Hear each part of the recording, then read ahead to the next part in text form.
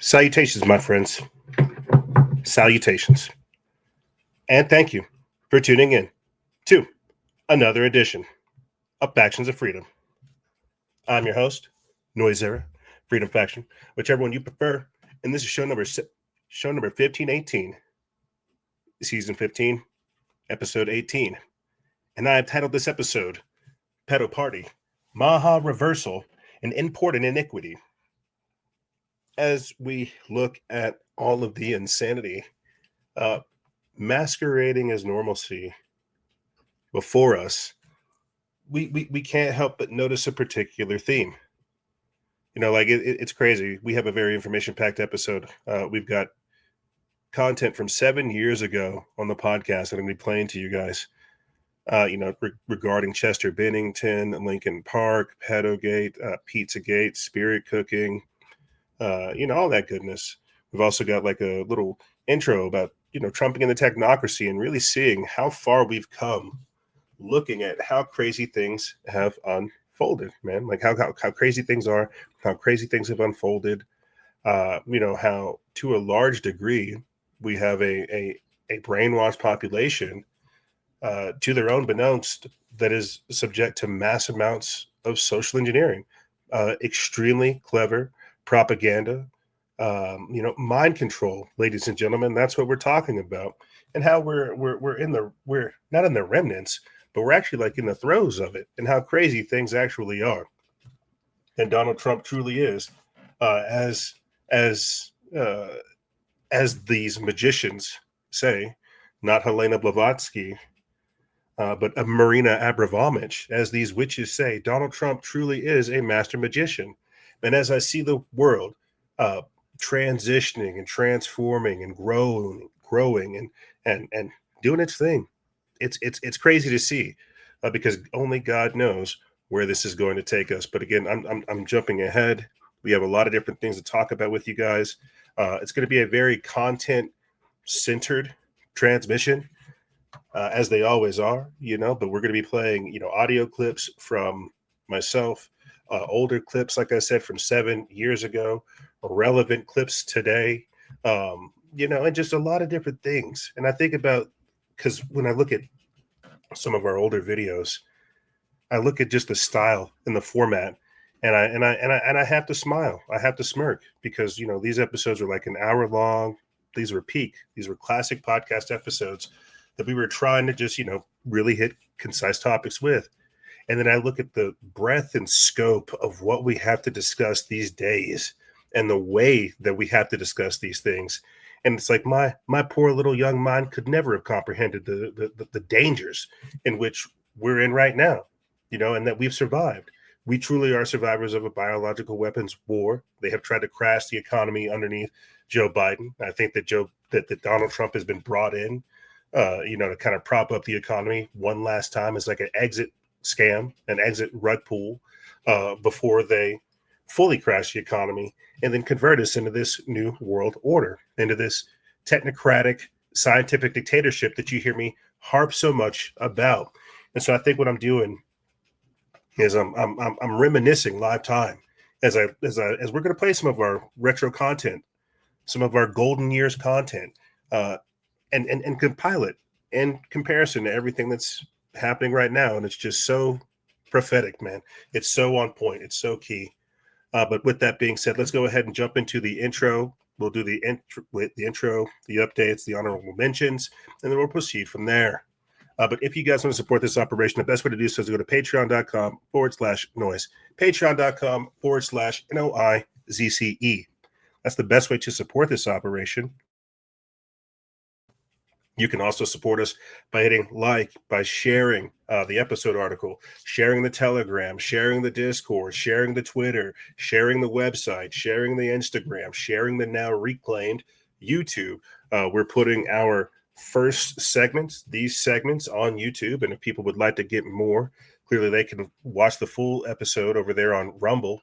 And you can listen to it everywhere you get your podcasts, over there at Spreaker, Amazon, iTunes, Podbean, Spotify, Alexa, every major podcasting platform. We have over 480 plus episodes available to you guys. And again, when I talk about playing content that's 7 years old, that includes that. That includes interviews. I've had Dr. John A. Keegan recently message me. I need to message him back. And I just think a bit about the breadth and scope of the content of the things that we've discussed, and how we at a certain level, like we owe the information like a responsibility and a duty to do it better. Like covering it is one thing, but we've got to get like a different way about reaching even more people. So it's the evolution, man. It's the evolution, and we're going to be doing more of that. And I think that's what you're hearing kind of in the voice as I reminisce, looking at my younger work. But patreon.com/noise, that's the best way to support this operation. As I said before, we have been able to recover our YouTube from 2014. Maybe we just start a whole new YouTube. That way we have like the primary one and a backup one, so we don't have to do any of this rigmarole a little bit later, and it looks good for backup purposes. You can find all this information in our Discord as well as inside of our Telegram. We have 2 of those as well for this exact reason. We've also got a Instagram page as well. We're not posting as much as we should. We should probably just hire somebody to do that, because we're at that stage of the operation. Again, you guys can support this operation and this growth and expansion that you're hearing in lifetime at patreon.com/noise, NOIZCE. You can also support us by going to coffee, ko-fi.com, PayPal, Patreon, Cash App, all those goodness, as well as get yourself some New Leaf Naturals CBD oil. Man, I tell you, like that stuff is a staple in this household. It's been a staple in our life, and it's been a staple in the operation. When we play our ad that's several years old itself, it's still relevant today, because they tried to poison us, and people took that CBD oil during COVID, and they were perfectly fine. It was masterful. You guys can support. It's a 360 win. You can support yourself, New Leaf Naturals, America, me, and more by getting yourself some New Leaf Natural CBD oil. You can find the links for all that goodness and more in the description bar below.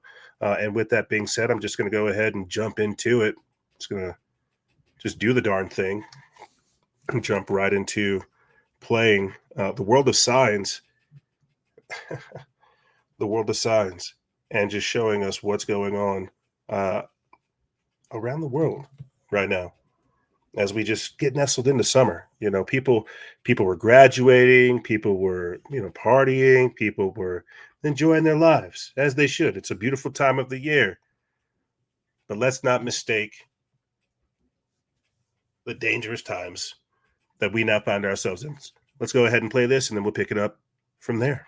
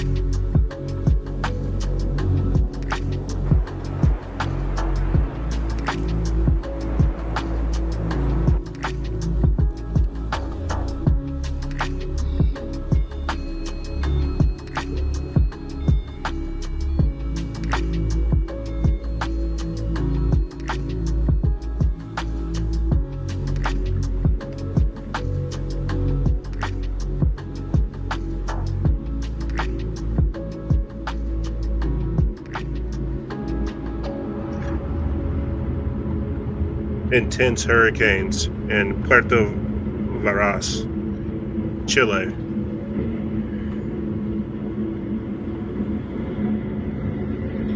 Literally ripping the roofs off of places.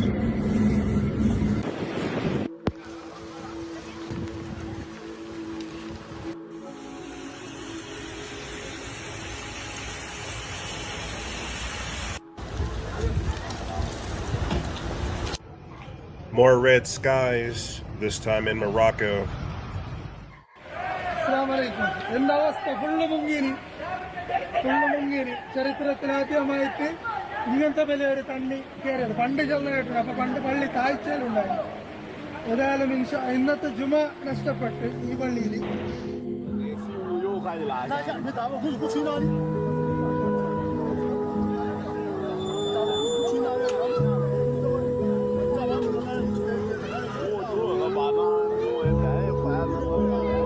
Floods in MAHA, Nigeria on the 29th of May.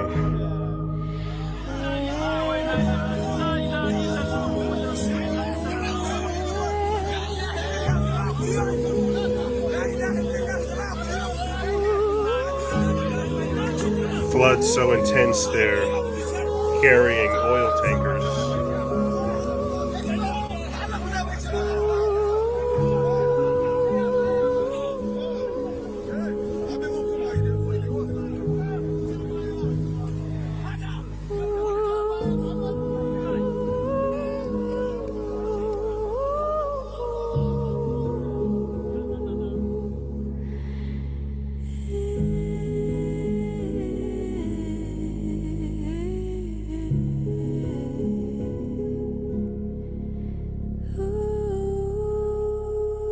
Signs.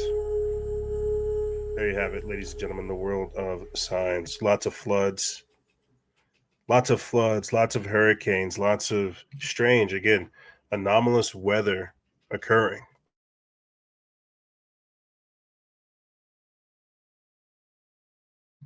Like this, look at this. Landslides from broken glaciers in the Swiss Alps. And I'm looking at this because that's what we do over here on the show in all kinds of different ways. I'm looking at this. I'm wondering to myself, are these giants? Are giants awakening? Because we've got that coming up in this week's episode. Talk of giants, the Kandahar giants, Pastor Troy Brewer sharing his discussion about giants. We've played video clips from the paranormal chick where she's showed giants in Mexico. There's actually a couple of stories about giants in Mexico. And again, you've got to think, because these are environmental and strange things that are going on.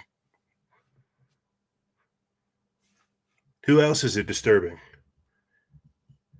Animals, wildlife, the plants, everything. But you also got to ask, what is it stirring? What is it waking up? I won't lie to you, ladies and gentlemen. This whole segment of the show is going to be kind of strange, paranormal, out there, and far out, man, as it should be, right? Because that's what started the show. Looking at the strange, looking at the weird, the unexplainable, the anomalous stuff. I mean, how do you think we started finding out about satanic ritual abuse and stuff like that? That was a whole nother discussion and discovery in and of itself. But we'll save that for a later part of the show. I'm trying to stick to the paranormal and the anomalous, the strange and the supernatural. And it comes with stuff like this. It comes with the environment. This thing that we used to be so tied to. It's where people would look into the stars. They would know what time it is. They would know what season it was. The house that they were in. And I'm not saying practice astrology, astronomy, or any of that type of stuff. But there is an understanding of the working of the environment that we live in. And these disturbances, whether they be cyclical or natural in nature, that's for you to decide. But what we must understand is that we are infinitely tied to it, this environment. And because of that, we have to be stewards of it. We have to take care of it.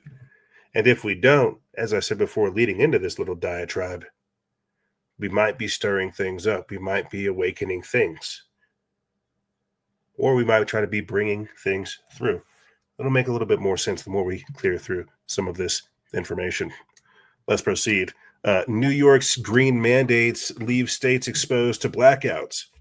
Grid operator warns. This comes from the Daily Caller News Foundation. They put this up June 4th. It's by Helen Prince.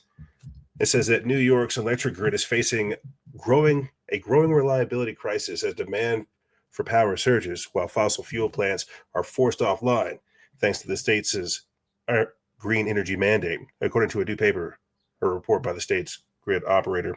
As New York pushes towards its 2040 zero emission mandate, the state's grid operator warned in a Monday report that forcing reliable fossil fuel generation in a premature retire could destabilize the power system if the conditions are right. That last part, if the conditions are right. It says that the NYISO says that the state should consider adding fossil fuel fired generation to avoid the dual risk of aging infrastructure and rising demand, warning that green energy sources cannot yet provide the reliability needed to consistently meet the state's power needs. Quote, strong reliability margins enable the grid to meet peak demand and respond to sudden disturbances and avoid outages. NYSO President and CEO Rich Dewey wrote in a report opening letter, quote, as the margins narrow, consumers face greater risks of outages if the resources needed for reliability are forced out of service by policy mandates or failure associated with aging equipment. So they're basically saying that if the conditions are right, if we get hit with a snowstorm, if we're too busy being, champions of the Green New Deal, green energy, and things like this, they could knock out the power grid. Solar flare, and that's what we saw happen in Spain just the other week, right? Due to atmospheric anomalies and strange things like that, all of a sudden they got knocked out. They didn't have power. This is not how you should handle energy.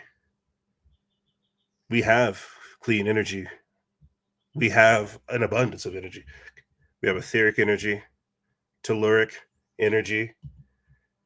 There's all kinds of different ways to do this. We shouldn't be heavy reliant on fossil fuels like this at all. But I mean, we know how this works. The Rothschilds, the Rockefellers, the oil companies, Saudis, the people got to get their money off of a finite resource. And so they have to try to make it seem as if they're sincere when switching over to green energy. But then that's also a scam that doesn't work at all. And so we're between a scam and a hard place, a rock and a hard place, right? Doesn't work. And so now they're just telling us, oh, well, we're just going to have to cut the power. Looks like we can't provide power to the general society, and there might be something that knocks it out. Oh, shucks. It's kind of crazy when you look at that in that perspective. But again, this is back to the future. This isn't so much an environmental segment. I'm trying to just get through things as we can get to the meat and bones of this segment. This is all just going on at the same time. As we see the environment becoming more and more destabilized, they're also saying that our power grid's unstable and that sometimes due to atmospheric anomalies, if the conditions are right, you won't have power. Seems kind of strange. Anyway, OpenAI's biometric iris scanning called, quote, the Orb, launches in 6 U.S. cities for digital identity. This is over here at End Times Headlines. They put this up May 28th, and this is one of the images that I put up in this week's thumbnail. The Orb. You've got OpenAI's Orb, and then there's also strange, quote-unquote, spherical orb UFO that they're finding, right? And I find that strange that one city has like one story. We're hearing how the orb is a good thing. Put your face up to it and let it scan your eyeballs. And then in another story, we're hearing that floating orbs over here are a potential threat to the United States. It says, in a bold move to combat the rise of AI-driven fraud, World ID, a project backed by OpenAI CEO Sam Altman, has launched its iris scanning technology in 6 U.S. cities: Atlanta, Austin, Los Angeles, Miami, Nashville, and San Francisco. This innovative system, which uses a device called the orb, to verify human identity, aims to distinguish real people from AI bots in an increasingly digital world. However, the technology's arrival has sparked both excitement and concern, with privacy advocates raising red flags about the security and of sensitive biometric data. I'm looking at this and my mind immediately wonders, well, why do we have to have like an orb to wonder or verify whether or not we're human? Or do we have people do we have AI bots walking around that can pass for human? Like, what's up with that? That's a little strange, don't you figure? It says that at the heart of World ID is the orb, a sleek spherical scanner that captures a person's unique iris pattern to generate a quote iris code. According to Fox News, this code is stored on a blockchain based platform, ensuring secure and anonymous identity verification without storing personal details. Once scanned, users receive a World ID, which can be used for authentication on platforms like Reddit, Telegram, and Shopify. As an incentive, participants are rewarded with $40 worth of WLD, the cryptocurrency, which can be spent, exchanged, or shared with other World ID holders. It says that the technology is designed to address the growing challenges of distinguishing humans from AI bots online. With the rise of sophisticated AI tools, verifying, quote, proof of personhood has become critical for secure online interactions. World ID's blockchain integration promises enhanced security, allowing users to authenticate their identity across multiple platforms without compromising personal information. World ID's US rollout marks a significant step in its mission to create a global identity verification network. Ah, cool. So you get $40 to be like a guinea pig as they begin to build the framework and infrastructure for the World ID, for the New World Order, for the Global Biometric Data Center, for the Mark of the Beast, for the Social Credit Score System. Oh man, isn't that wonderful? I get $40 to surrender my personhood to the autonomy of machines. Isn't that wonderful? That sounds like an absolute blessing. And this is what they're doing to us, right? We saw this just the other week. Sean Ryan on Tucker Carlson, as Tucker Carlson says that some people in this Neuralink cult are telling us that, well, the only way to beat AI is to join it. Here, put your face up to this orb, this spherical iris scanning device. We'll give you $40. And people are like, heck yeah, man, I'll do it. Awesome. You have to think about, again, where we are at as a society. How they really have programmed a fair amount of the people to just go along with these things, to just surrender your identity, to just become a drone. Just give it on over, why don't you? You know, and again, it's not so much just this one thing I'm looking at. We have to look at it in a bigger context when combined with information like this. 2 days prior, scientists were giving an ominous message to humanity after a UFO covered in strange writing was discovered. It was also a spherical looking device. And I want you guys to understand that while one hand is telling us that the sphere and the orb is a good thing, another hand is telling us that the sphere and the orb is a bad thing. And I know these could be two completely different subjects entirely, and my mind just trying to find a pattern where there's not. But I can't help but think there's some type of correlation, even if we can't see it. Let me jump into this article real quick from End Times Headlines. It says, in a recent revelation that has captured global attention, a mysterious spherical object described as a potential piece of extraterrestrial technology was recovered in Colombia, prompting a cognitive neuroscientist to issue a cautionary message about humanity's place in the universe. The object, found in the town of Buga, has ignited speculation about alien life and raised questions about its origins, with strange symbols etched on its surface adding to the enigma. Dr. Julia Mossbridge, a respected researcher of unified aerial phenomena, has suggested that this discovery could herald a transformative era for mankind, one that challenges our assumption about control and existence. According to a report by the Daily Mail published on May 26, 2025, the object, dubbed the, quote, Bugosphere, was spotted in March zigzagging through the sky in a manner that defied the capabilities of conventional aircraft. It was recovered shortly after landing and has since been subjected to scientific analysis. The sphere, weighing approximately 4.5 pounds and described as having, quote, the temperature of a refrigerator when touched, featured 3 layers of metal-like material and 18 microspheres surrounding a central nucleus, referred to by researchers as a, quote, chip. And I'll go back up there real quick because you can definitely see what they would describe as a chip.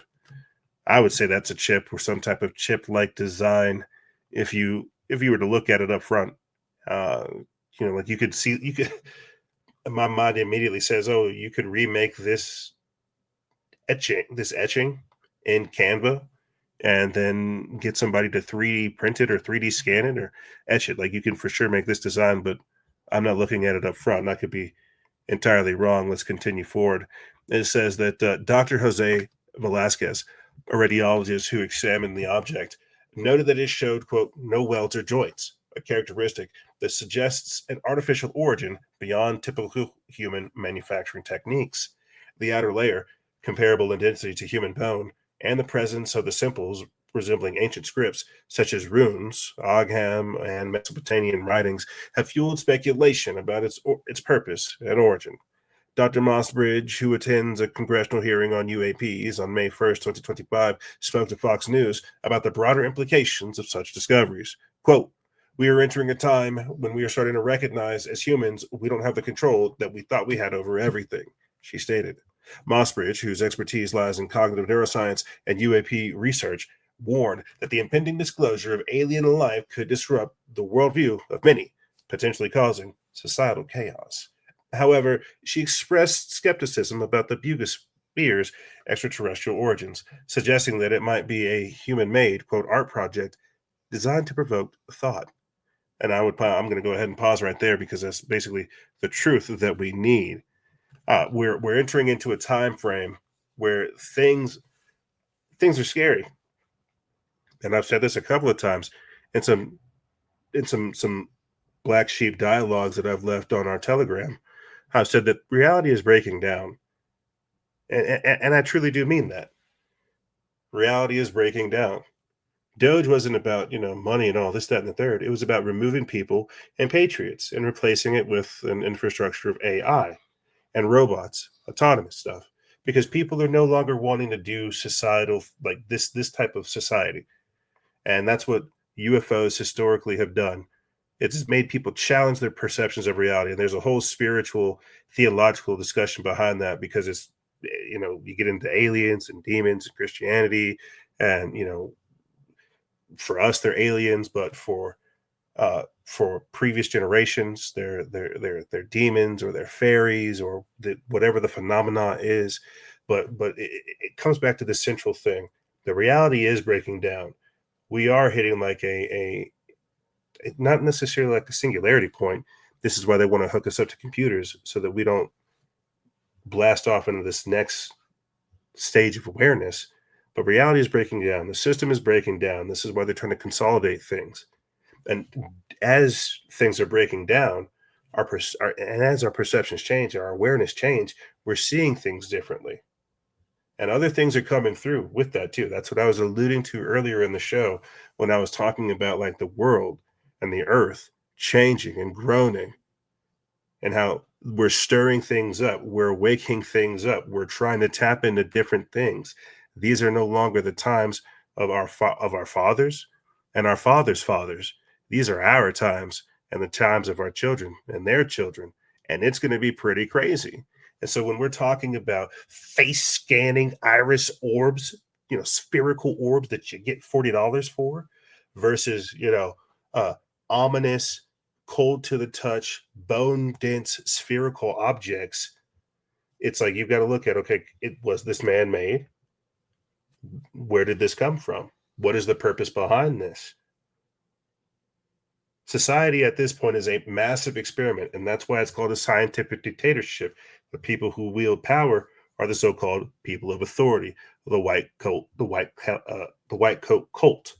We saw the rise of these people during COVID, and now we have a completely different type of social scientist, a completely different approach.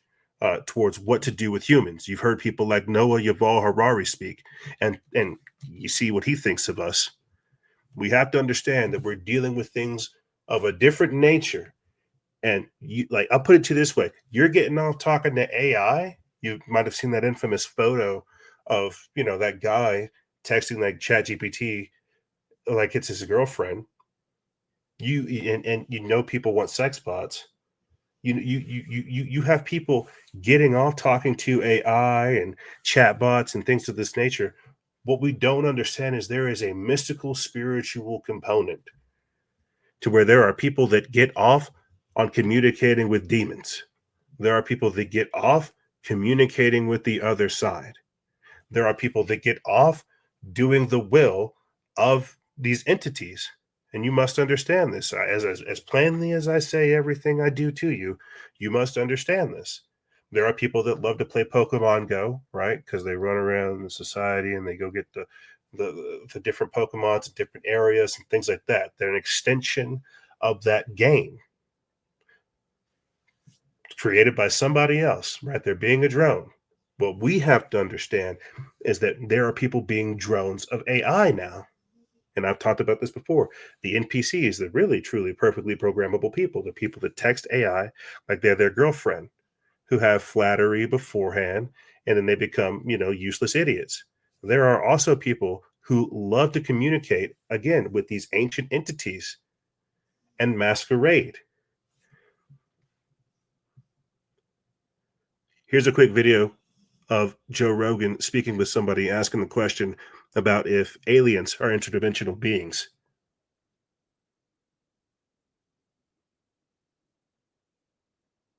Two UFO researchers after decades-long research. So go to Sabrel.com and so where do they think they're from if they're not from outer space? They're interdimensional and potentially fallen angels, disguising themselves because they're liars of something, like you said, can't be proven or disproven. I'm from this galaxy 300 light years away. This is kind of what Tucker Carlson thinks. He thinks there's a spiritual element to it, and he thinks they've always been here, and he thinks that this is what's kind of documented in the Bible as like good and evil. And that's it, exactly. I mean, that's what's going on. I mean, the top two UFO researchers said UFOs are real, number one. Number two, they're not from outer space. And number three, they're demonic. And that's what I talk about, where it talks about fallen angels interbreeding with humans, as talked about in Genesis 6, and creating a race called Nephilim, who were men of renown, world leaders. Could you? Well, here's the second point about President Clinton. When he finally, after denying it 20 times, admitted that he had an affair, a reporter asked him, why did you do it? And you know what he said, why? What? Because I could. Meaning because I could get away with it. That's what people need to see. They did fake the moon landing, and why did they do it? Because they could. And these people are still in power. It's a dangerous thing. Also because they wanted to win this Cold War with Russia. They wanted to get this economic and cultural victory, right? Well, that could be their excuse. Okay, so here's another question. You murder Americans to do that? Allegedly murder Americans. Well, we assume. Yeah. Yeah, but we don't really know. The Thomas Ronald Barron one is a wild one because that report was buried, correct? After that? That's right.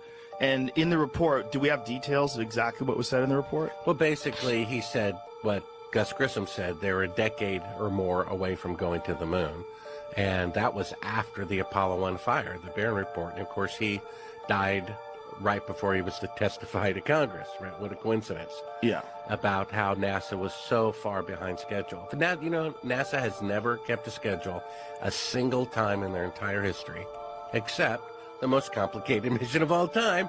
They were ahead of schedule. And do you realize there's never been an aerospace machine, airplane, whatever, that ever worked on the first occasion, not even the Wright brothers plane, and a 747 after millions of aircraft had already been built, 10 years more technologically advanced than the Apollo rocket. It took 168 attempts to get off the ground. And yet, for the first time in history, there was an aviation project that worked on the first occasion that happened to be the most complicated one of all time. You see that coincidence? How about that? Oh man, I forget this actor's name, but the main thing I wanted to talk about that he was so spot on at the very beginning there is that aliens don't come from outer space; they come from within space. They're interdimensional beings. That's why they're able to masquerade. That's why they're able to shapeshift. I forget like what the metaskitsmatso is like what it means like in Greek. That's how it translates that these angels, these entities, they're able to change their shape. Metaskitsmatso.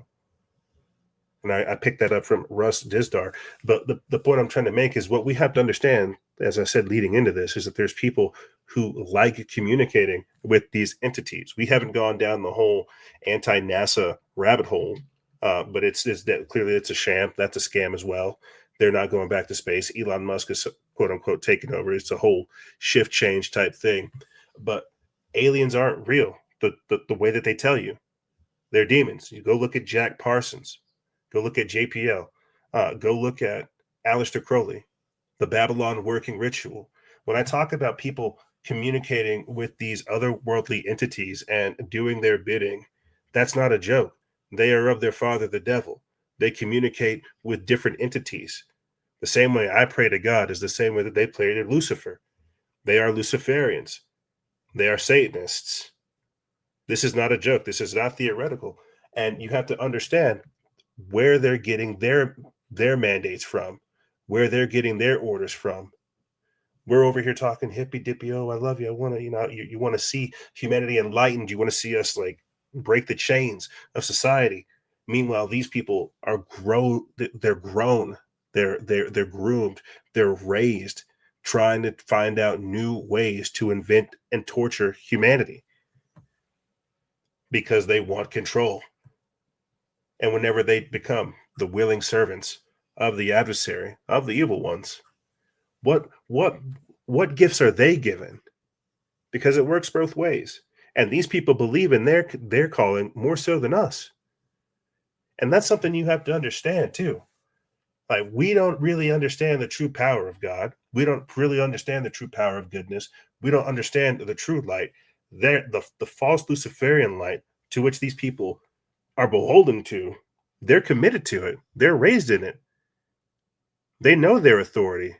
We don't know our authority. We are not meant to be underneath the boot heel, the boot, underneath the heel of others. We are not meant to be slaves, but these people, they are raised to be our slave masters. And so when you rebel, when you change, when you awaken to this, well, of course you're a problem.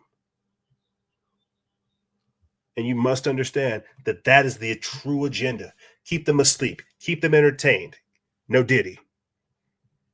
Give them another Game of Thrones. But again, coming back to this, because it's all circus and bread and distraction, but it comes from a central place of evil and deception, from dark, otherworldly entities that work intergenerationally.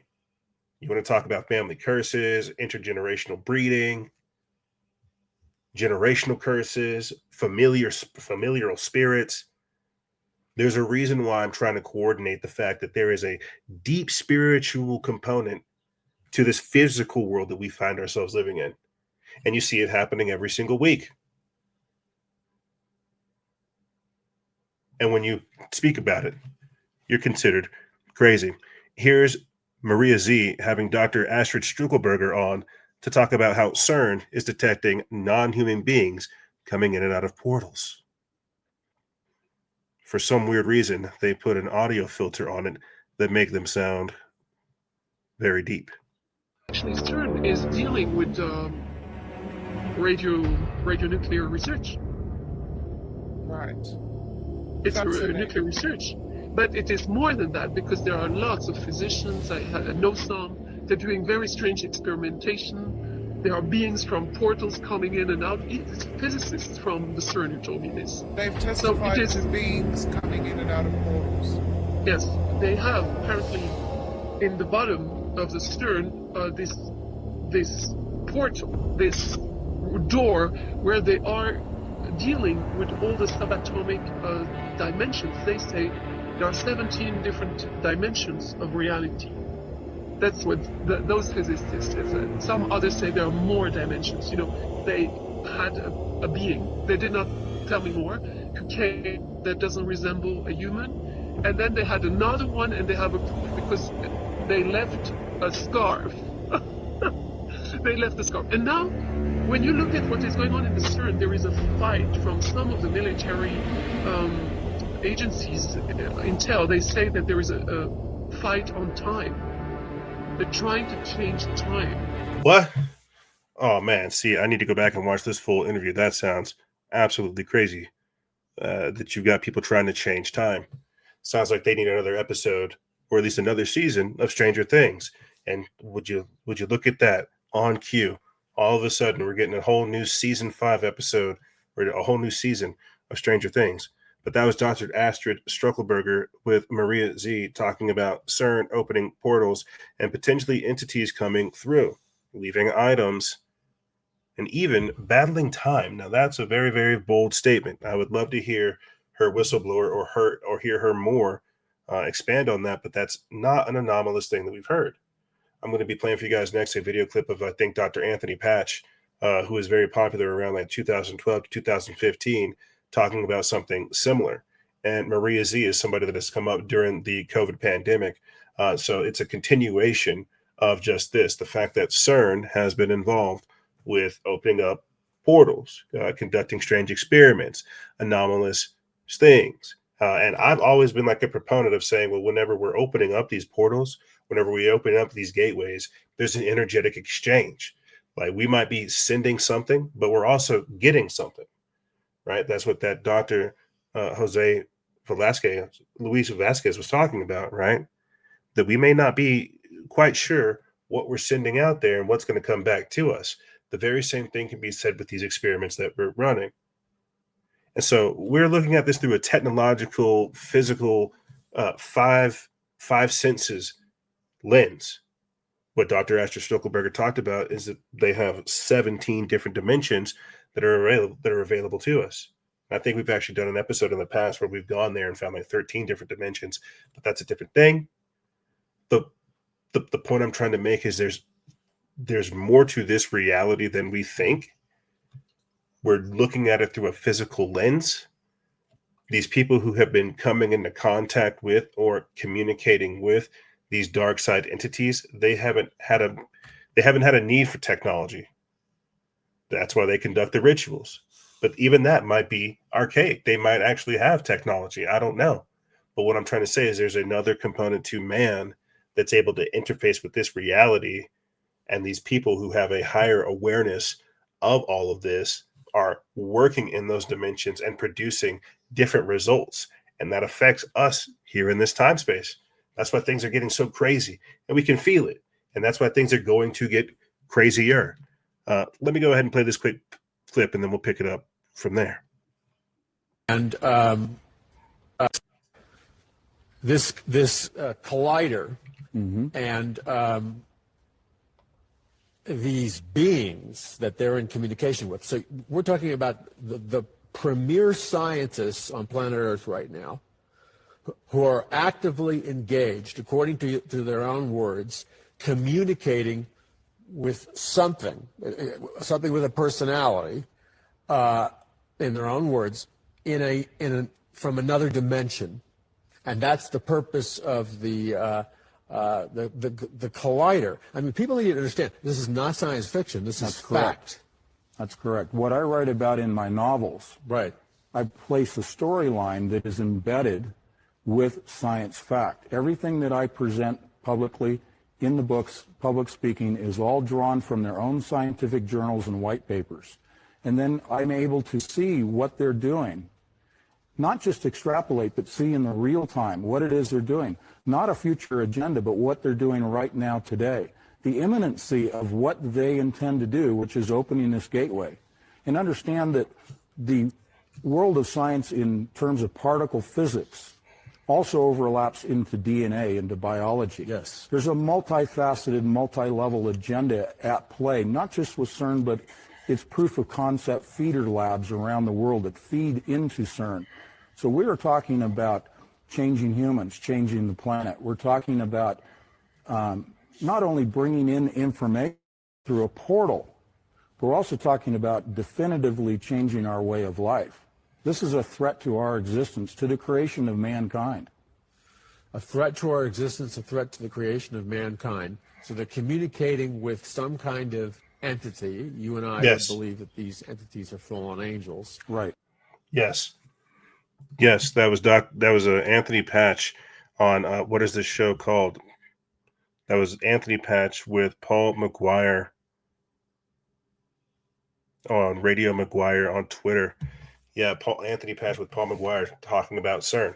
And this is a fairly old clip. I'm not even gonna lie to you. This is a fairly old clip. It's grainy. You can understand that. But what they're talking about is, again, this is before Donald Trump, before the technocracy, before Project Stargate, before COVID. CERN coming into contact with entities, and now we have them wanting a collider that's 3 times larger. Now we've got the 12 Sigma event. Now we've got 70% of the population that's taken a dangerous bioweapon. Now we have them coming out with pre-crime technology, thought reading technology. Do you see what happened? It's like they spoke with something on the other side, gave them all this information, said, build this technology. Here's how you can let us through. You have to kill a fair amount of the population and we'll give you more technology. And they made that pact. That was the AI pact. Now we've got Project Stargate. Now we've got AI-inspired vaccines to where they can jack inside you. Now we've got the Neuralink. And I'm saying all these things because this affects like our dimension, and it affects our time. What are they coming into contact with? What have they been trying to speak with? What is coming through? If 80 million people dying due to starvation and the lockdowns is a byproduct, like the 80 million people died during the lockdowns due to starvation, right? What are some of the byproducts of these people messing with this type of technology? What is the byproduct of these people coming into contact with these entities? What type of entities are they? What shape do they take? Are they corporeal? Do they have physicality? How do they communicate? Are they spirit? What type of spirituality do they have? You see, the problem is we can't put the genie back in the bottle. That's why God intended this reality for us. That's why this stuff is so dangerous when you really start looking into it. And they already have. You can go look at the Collins Elite, which is another tale that has come out from the UFO information community about a Christian elite saying that they don't want to do satanic rituals to appease these entities, and how this had been a program within the government for some time, that this was the only way that they could procure information, conducting these satanic rituals with these dark entities, but that they wanted more information. And then you can look at I think it's like the 1954. Don't quote me on the specific year. I'm compiling a lot of information. The 1950 Eisenhower Greada Treaty, where Eisenhower made the deal with the Greys, saying, "Hey, if you give us X amount of people, we'll give you the technology." So there's this consistent pattern that we keep seeing take place with something that is on the other side of our so-called reality, to where if we just communicate with it a little bit longer, it'll give us more information on how we can either build technology or eradicate humanity, and how everybody's not as enlightened as them. The same thing happens with seances, and it's a theme that you'll see again with the so-called phenomena. And that's just my way for just generalizing all of it. And I'm starting the episode off this way to say things are very crazy. People have to really understand this. And so when you have people that have been victimized by this vaccine, have already lost control of their willpower, you can't blame some people for thinking, are they demonically possessed? Literally, what has gotten into them? Yeah, you can look at it with like the societal programming and the social programming and the biological things that they do to themselves. But there's another thing making all this madness unfold in our reality. And it's a spiritual component, it's a technological component, and they don't want you to notice that.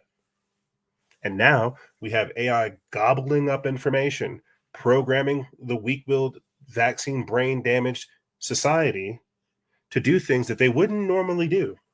And that's what you really have to understand in more ways than one.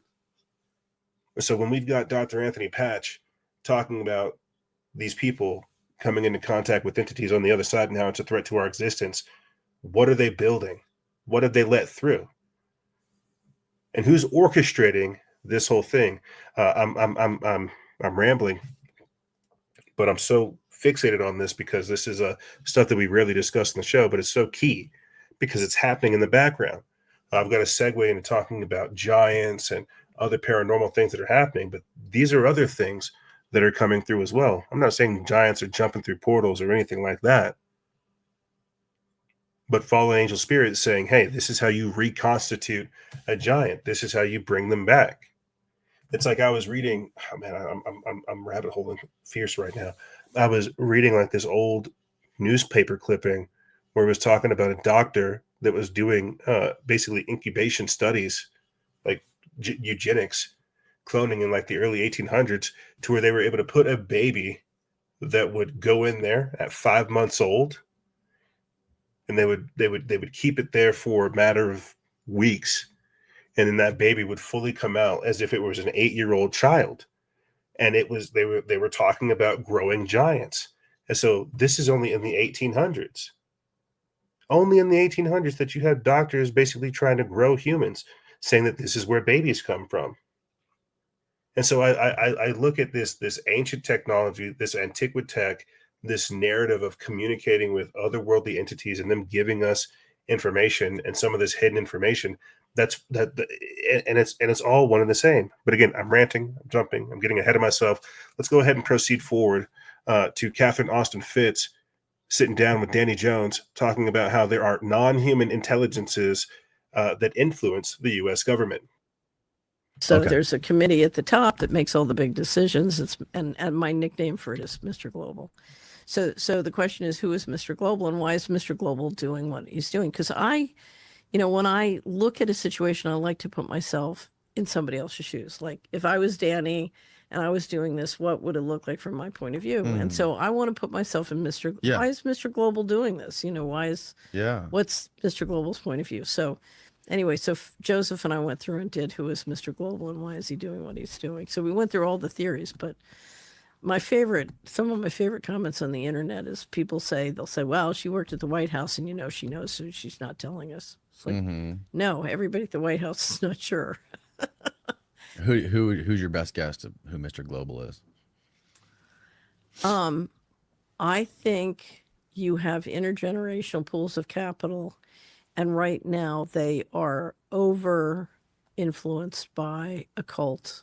So I think you have interdimensional intelligence, which is operating demonic intelligence. Interdimensional demonic intelligence. Yeah. Wow. Yep. So I think this thing about good and evil is real, and I can't find it anymore. I found it once. There were in the 30s, a British physicist got up and said, we are being manipulated, but from other dimensions by intelligent beings from other dimensions. So I think, if you study Christianity and you read the Bible, you're dealing with both divine intelligence and demonic intelligence. And I think too much of the leadership has gotten deeply involved in the occult and demonic kinds of intelligence.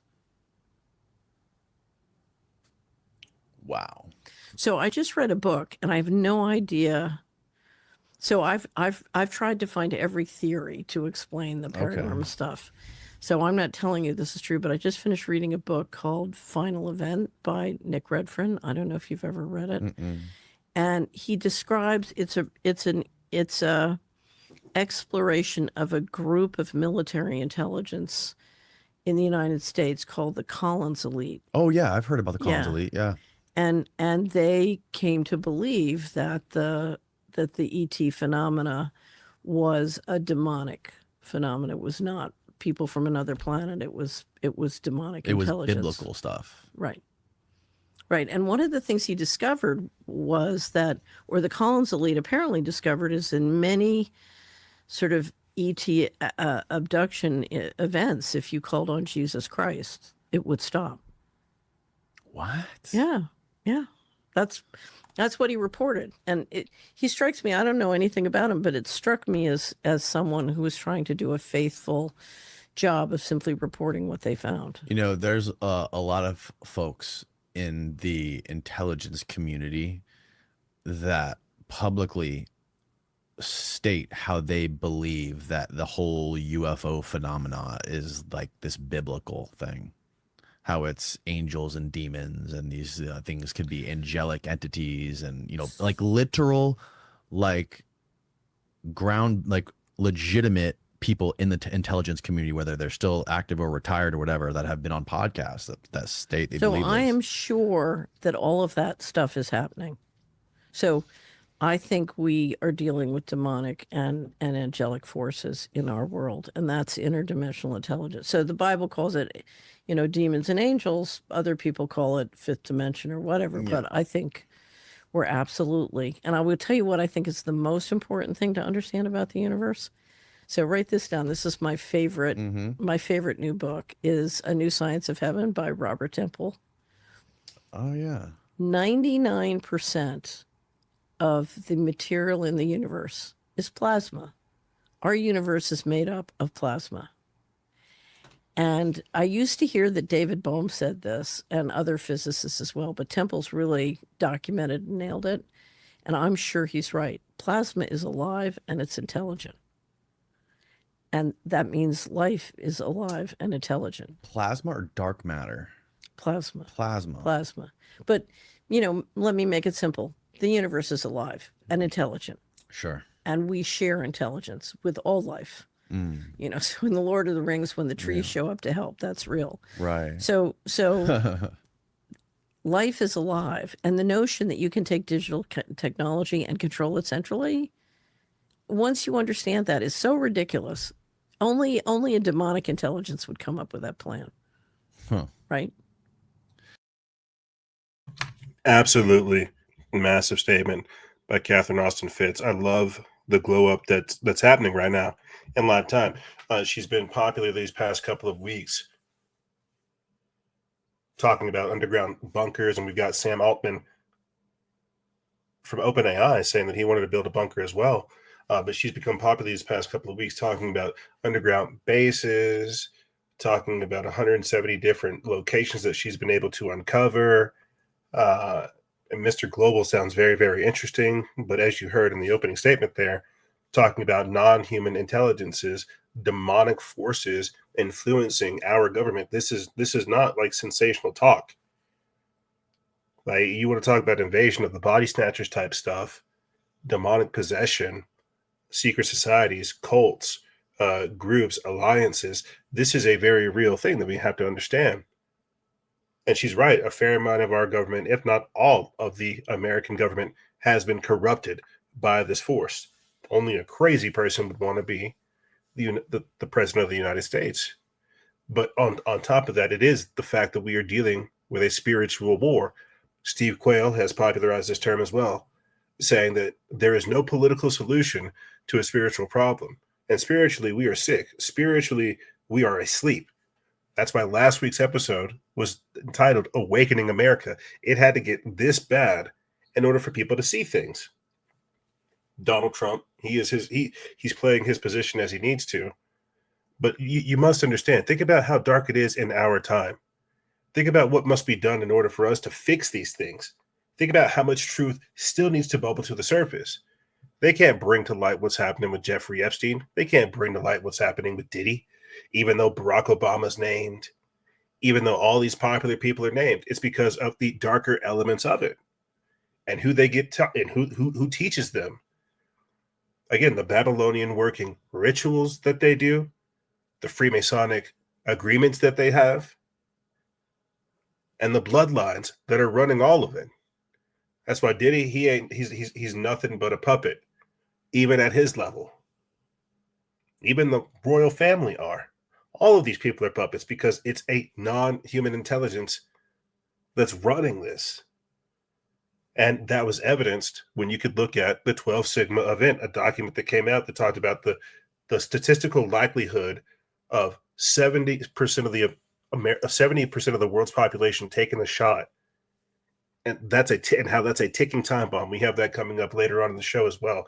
And how this is a evil plan. And you have people, as I said before, who are willing servants of this otherworldly, non-human, demonic intelligence. And it is intelligent. That's why you have to understand, evil is not random. Evil is not, it's not like a surprise. It's sophisticated, it's cold, it's calculated, it's intelligent, and it's alive. It's predatorial. It's opportunistic. And the minute that you become aware of the evil, what I call the signature of Satan, you can see it all over the place. And it can see you. It can see you as well. And that's what I mean by our awareness changing. Oh, but don't look. There's a new episode of season of Stranger Things. Don't look, Rick and Morty. Don't look, Game of Thrones. Don't look. Don't look at all these things that are happening around you to get you to understand what is actually happening. Next, I'm going to be playing for you guys again a clip of Pastor Troy Brewer on the Confessionals podcast talking about his encounter with giants and how, again, like this is why they wrote it out of the Bible. This is why they try to discount Genesis 6 and how it says that there will be giants in those days before and after the flood. And how that's, again, biblical truth verifying the authenticity of the Bible. Fallen entities coming down, leaving their first estate. We just got done talking about 17 dimensions. You've got Catherine Austin Fitz over here talking about dimensions, otherworldly entities influencing things. Again, Genesis 6. Angels leaving their estate, transgressing against men, blaspheming God at the same time, and having their own hybrid offspring so that they can overthrow the line of Adam. You see, it's a war. It's a bloodline war. That's why they did that, so they could transgress, so that they could be as God themselves, so that they could come down here, transmogrify, leave their first estate, come here into this realm, pollute the earth, the bloodline, with their own seed, so that they could contend for power over this realm, which is why they believe that they own us, because it is just that. And through years upon years and generations of dilution, this is why they do the interbreeding, the intermarrying, to keep that blood strong. It's a serpent seed, the bloodline of the devil. It's not like, this is not theoretical. I think like that's what sounds so sensational and so like, so out there, is that this is happening. What is the royal family? Why are they called blue bloods? Who do they pray to? Why did Pope Francis open up the gates of hell? And I'm serious. This is, and then proceed to die. You have to understand, they communicate in a completely different way. They have different objectives than you. They're not getting ready to celebrate a barbecue. They're not getting ready to celebrate a birthday unless it's the birth of the Antichrist or the birth of one of their other seeds. The satanic panic of the 80s is a real thing. And all this stuff, I know, like I'm just throwing out a whole lot of different things. You have to understand, all these are just different examples of where the darkness has briefly come into existence. And it's been so overwhelming for people that they've had to hush it up. But when you trace it back, when you follow it back, you're able to see that it's a dark intelligence working in and within humanity. Here's Pastor Troy Brewer talking about his encounter with giants.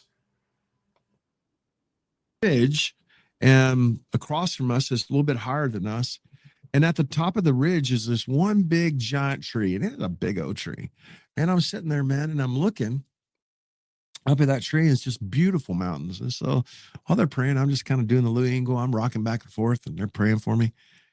And then, man, I look back at that tree and something is just coming up and standing next to that tree. And I see it come up. And at first, I thought somehow it was a tree that was falling over, that it was falling over towards me somehow because it rose. And I just, in my mind, I was trying to figure out how it worked. And I just thought, whoa, man, that's something going to fall off that cliff up there. But it stopped and it froze and it was erect right next to the tree. And as they're praying for me, man, when the tree would move, it would move. And I was like, that ain't the wind blowing that tree. And then I saw these arms come down beside it and he goes like this and he puts his arms back and it still kind of looks like a tree. Whoa. But I'm like, that ain't a tree. And then the more I sit there and looked at it while these guys are praying for me, so I'm like, 5 minutes goes by, 10 minutes goes by, and I'm thinking, and I'm praying in the spirit, and I'm thinking about this thing. Lord, what am I looking at? What is this? And he said, he's spying out your prayer.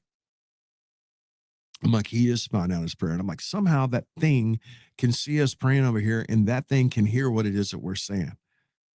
And I was just sitting there and I thought, I want to test this out. And I'm staring at this thing. Now I've got a good beat on it. And I mean, I'm really getting details out of it now. Even though it's pretty far away, I'm getting good details out of it and all this. And I said, I know you can hear me, you devil. And I just said it in that tone of voice. And when I did, he put his arms out like this and he started rocking back and forth. Like, whoa. Like you were challenging him. Yeah. Wow. And I was like, whoa. And I said, I know you can hear me. And I said, here's what I'm going to tell you. We're coming into this region. I told Brother Impenetrable to go to hell. And I wasn't teasing. I'm back. I'm down here. I don't know what you are or how you work, but I'll tell you who I am and I'll tell you how I work. I am a child of the Most High God, and God Almighty has commissioned me to rescue kids here. And we are going to rescue so many kids, and there's nothing you can do about it. And I mean, it was just rocking back and forth, like bowing up. And I told my son, I said, Ben, he said, what? And I said, turn around and tell me what you see up there. And Ben turned around and he was staring. You know, Ben's 34 now, you know, and he was staring. And he's so chill, man. He just pulls out a chair and he sits down and goes, a freaking giant.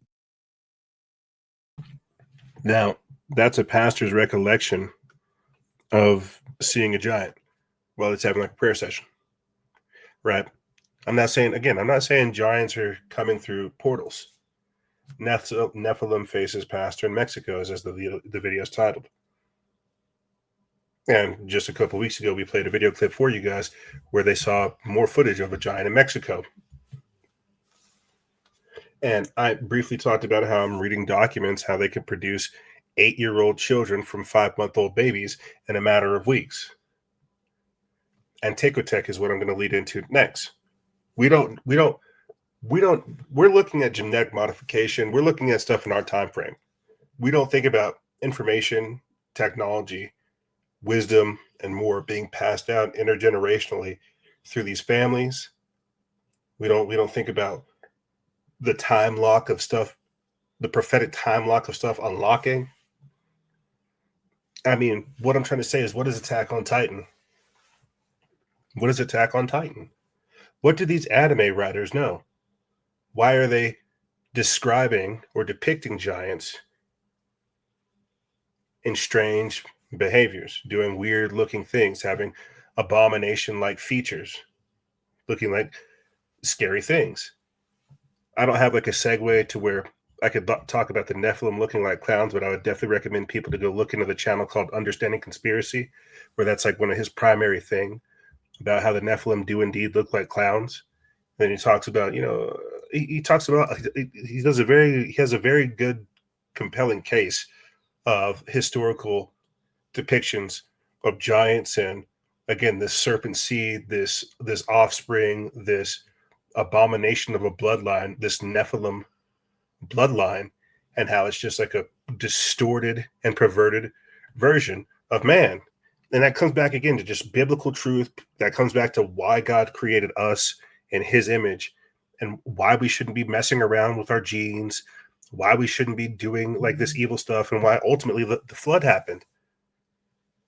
Because there was too much genetic corruption after the transgression, after the fall, after the fallen angels came through and polluted the bloodlines, doing the very same thing, creating these abominations that were not vegan, that were cannibalistic, that would eat men. And there's scripture that talks about this, about how they just destroyed entire lands, right? Destroying entire lands full of people, and then they developed the consciousness, what we would think of as a consciousness. But that was only after they had become starving and they realized that they had done wrong. And then they sought redemption. And then they appealed to heaven. And I forget the specific person in scripture that does it, but he tries to appeal. I think it might have been Enoch. He tries to appeal, and I've got to get all this scripture right so I can just tell the story proper. He tries to appeal to heaven to say, can we let, these giants come into heaven? And God's basic response is that no, these are abominations. They're not granted salvation like human spirits. They have to die here on the earth. And part of the fallen angels' punishment before being cast into Hades, the pit, Apollyon, locked away forever, part of their judgment. And this is a whole thing when you talk about the giant wars, and that's why we're living in the remnants of it and how it's happening again. But it starts with subtle things like this. But part of the fallen angels' judgment for transgressing against God is watching the warring seeds of their children murder one another. And so this is all in scripture. This has happened in the past, but what is past is prologue. And we're seeing the very same thing again. We're seeing giants. We're seeing a great falling away spiritually. We're seeing people communicate with dark entities. We're seeing genetic manipulation happen. We're seeing biblical scripture unfold in more ways than one, but because we become an anti-Christian, hyper-technological society, we think that's just mumbo jumbo. And most people don't even understand what is going on and how prophecy is unfolding.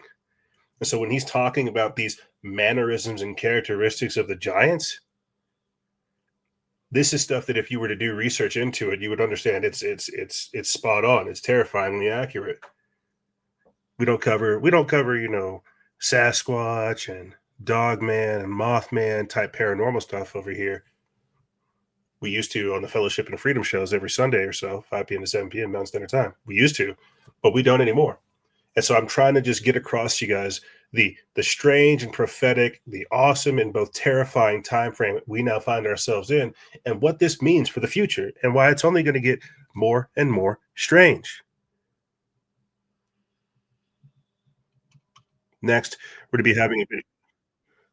Next, I'm going to be pulling up for you guys real quick, a clip of, oh man, I forget this gentleman's name. I follow him on YouTube.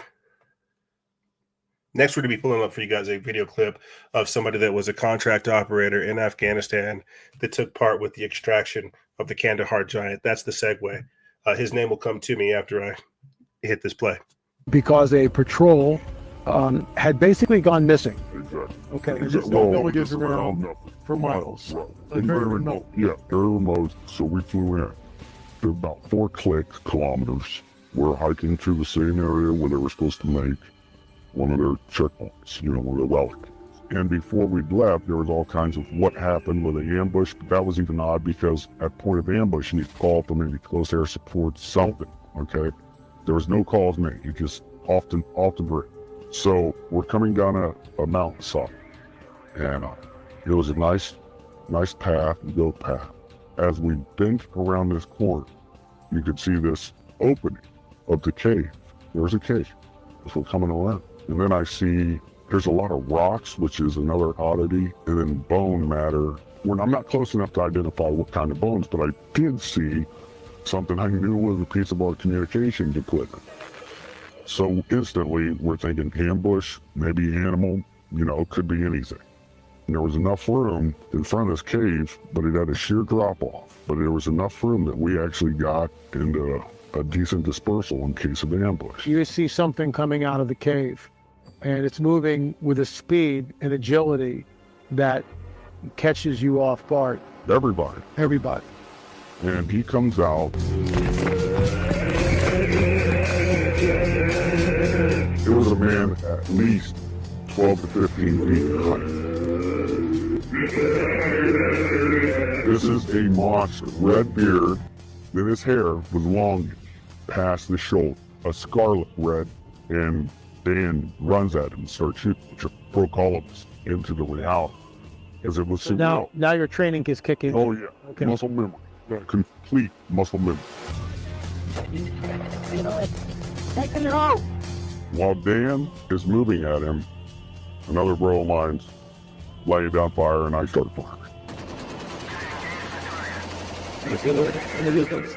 He skewers Dave. He's now got him on this pike. It went 2. And he's still got him, and he's coming after more. We all just clicked in. I don't know what it was, but I remember we're all like, shoot him in the face, shoot him in the face. And our weapons components were in force. We had 308s, and we had Sarah's distance. This is sounding longer than it took. We're talking 30 seconds. Dead. Okay. And why is a good man, probably one of the best men I know, now dead. Before I'd left, they were already starting what they call a 9-line, which is a medevac request. They're sending out a medevac request, then all of a sudden it's not a medevac request. All of a sudden we had a helicopter show up because, like I told you, it was a large precipice and a sheer drop. So the helicopter just came up from the drop. They had dropped netting, which is like cargo netting. It's like squares. We were told we had to bundle him up. Can we get another bigger helicopter? But it's almost like a Jolly Green Giant used to look back in the day that could get, through this area. Because the mountains, you gotta remember, Chinooks could only go in certain places because they had enough lift. And so we got him on there. The thing was too big. We couldn't move it. It smelled worse than a skunk. A corpse that's been around for a while. Really fell. Oh, it was like a combination because of the, how do you put that, the persistence of a skunk smell. But once the helicopter came in, dropped its little hook, and off he goes. The communication was sent out. We had a very large possible human creature. There you are in the hills of Afghanistan. How many troop members are you with? We had 6 on my crew. When we say hills of Afghanistan, for us, we did not fly into the wilderness. We actually flew into a base. I guess this thing was transloaded out of the mountains by a CH-47. What I could see that it did have its 6 fingers. I remember taking my foot up and placing it up next to its foot, and it was extremely large. We estimated at about 12 feet, give or take. What I can tell you is the weight of the thing. Basically, it was approximately 1,500 pounds what was getting on the aircraft. Now, if you take away the pallet weight and all the rigging that we had to hold this thing down, we figured as around 1,100 pounds. Of course we're upset. That's a given. Okay. We lost a very good guy. But add to that, you're discussing something that even in our after action report, they're saying rewrite it. And we had to rewrite it the way they wanted. How many fingers? 6. Oh, six toes. 6 toes. And the nails were weird because if you see somebody that ever has, I don't know what it's called, but Like a fungus on their nails, how they get pointy and they're like gnarly, that's what they look like. Now, family, before... Fascinating. Absolutely fascinating. And it's all true. It's all true. Like, I remember whenever this hit like the collective consciousness, it's one of those things that was initially taken as skeptic, but then gradually over time accepted. It's accepted. And you have to think, because we're going to segue into talking about clones and just stuff like that. What happens if you have access to this kind of genetic material? Where did that body go? You see, they tell us to worry about like the UFOs, the aliens from Galaxy-Star. They don't tell us to worry about like what's already here, what's already existing. It's like I was listening to Admiral Byrd's secret diary, you know, and how he talks about meeting what probably would be considered Mr. Global or the man at the center of the earth, you know, and how they say that we're hitting a time frame where we can't return. You're going to see some terrifying things, but don't worry. We're going to take your best and brightest and we're going to keep you sequestered away as the extinction level event takes place. And then whenever you guys reach a time of maturity, we'll come back out and we'll reteach you of your race and give you the things to help rebuild yourself. This is Admiral Byrd, like in the 1940s, basically talking about like the extinction level events, nuclear bombing, explosions, resets, you know, and things of this nature. That's mind-blowing. And I'm sure you're wondering, well, what does this have to do with the fact that we just got done talking about giants? Well, as the Bible says, there were giants in those days before and after the flood. And I would like to think that we're after the flood. We're after the flood. We're still dealing with giants. There's still anomalous things taking place. There's still genetic manipulation going on. And all of it's polluting the human bloodline. All of it's bringing about just this crazy, strange world that people want to act like isn't unfolding before them. This prophetic time frame that's unfolding. So you've got Admiral Byrd in the 1940s talking about Mr. Global. You got Catherine Austin Fitts in our time frame talking about Mr. Global, resets, floods, and all this stuff is in the Bible. All of this stuff is in the Bible. I think that's the craziest part of it all. It is the craziest science fiction movie you could ever want to read if you think of it in that context. But it gives you so much of a key as to what's happening in this world. So yes, no, we're living in a time frame where giants are coming upon the earth. They were here before. The elites have some of them. They could be growing them, because that was a big thing that came out even during the Obama years. Because they said, I remember during that time frame, towards the end of his term, there was this crazy event that took place in Antarctica where all the world leaders had to go there. John Kerry went there. Pope Francis went there when he was alive. I think the Queen went there too. Obama went there. A lot of people went there. And Steve Quayle told me, because he had contacts in the military, the very same way he had contacts in the military about the Kandahar giant. Steve Quayle was telling people that at that time frame, down in Antarctica, they were finding giants in stasis chambers. Frozen giants that were about that same height, 10 to 15 feet tall, in giant stasis chambers in Antarctica that were being unfrozen. And then you have to look at the Iraq wars, where we hear about them uncovering the tomb of Gilgamesh. This was put in the WikiLeaks documents as well. I think what's so crazy is everything I'm telling you is documented. I wish I could be sensational. I'm sitting here trying to explain how they're corralling humanity and they're building up like a demonic force in the background so that at certain time periods they will be let loose. And they're going to destroy everything because it happened in the past. You should listen to some of the tales of the Native Americans and how they've ravaged entire villages and towns. And that's why some of the Native Americans were in hills, as they found this giant in hills. It's crazy, just the similarities, the comparison, just all of it, man. And it's all true. Like, that's the crazy thing. This isn't hyperbole. It isn't, this isn't me being sensational. This is all fact. Here is Nick Bryant on the Sean Ryan Show back in 2013 talking about transhumanism and cloning people.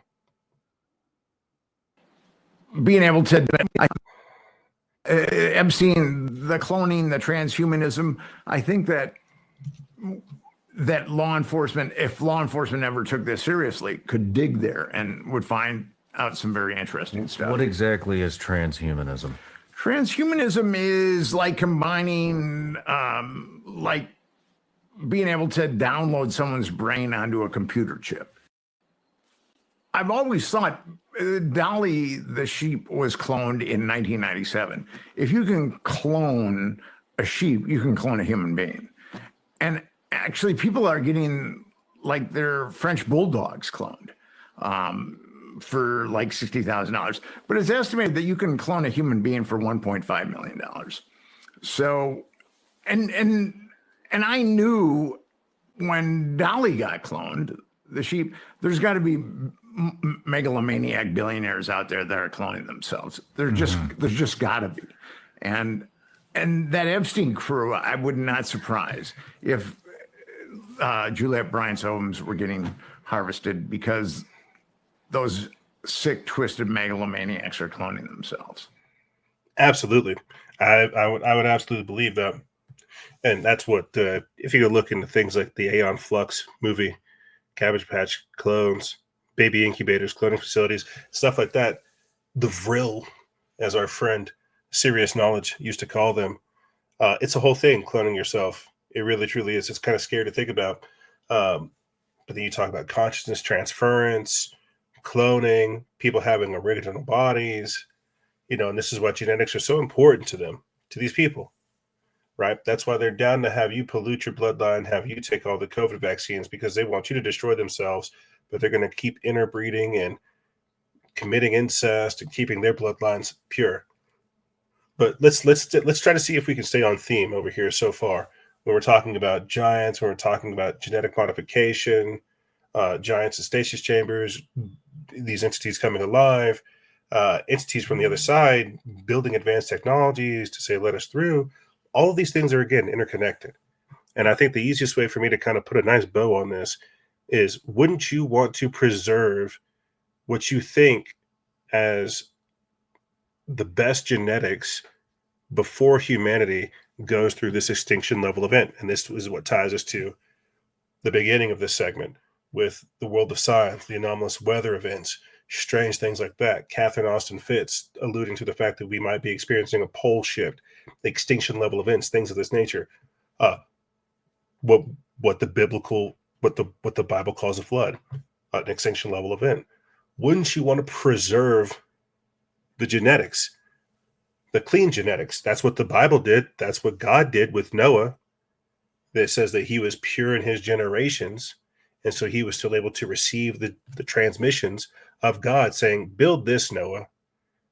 And you have to think of the ark as a form of technology. And you can make a whole discussion about that, a whole theological argument about that.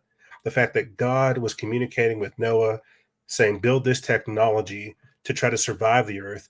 Meanwhile, you have people who are receiving technologies from the dark side, making tools of war, making tools of genetic modification, making tools of pollution, all of this, that, and the third.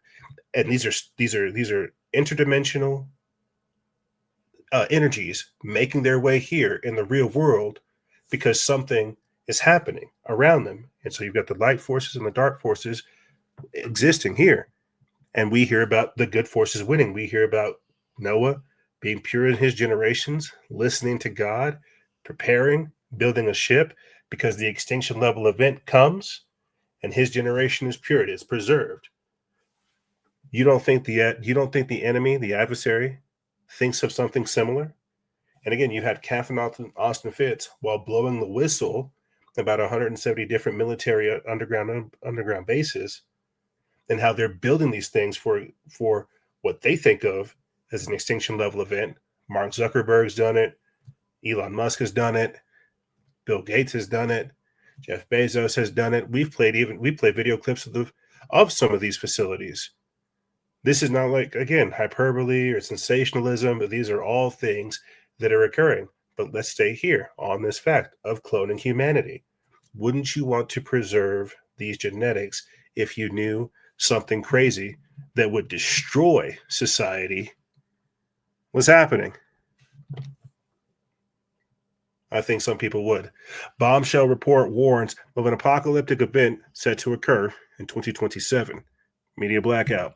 This is an article by Sean on the lobby from the Gateway, or from the People's Voice. They put this up June 3rd. It says that a bombshell report from UFO researcher Reese Dalton Morgan warns of an apocalyptic event set to occur in 2027, with claims of a media blackout suppressing critical information about unidentified aerial phenomena and impending government disclosures.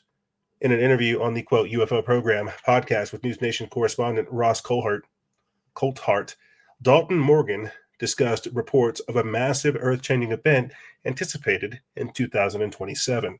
The conversation also explored the potential for certain governments to disclose UAP-related information, raising questions about why mainstream media outlets have largely ignored these alarming developments.